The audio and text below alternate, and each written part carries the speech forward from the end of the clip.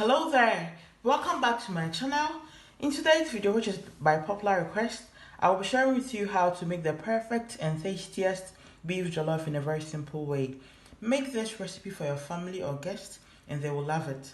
So I have with me here my extra virgin olive oil, my tin tomatoes, mackerel, and then some tuna chunks. If you are in Ghana, I would advise you get this mackerel called poku or awawaye. It's actually nice when you add it to your stew. Try it and then thank me later.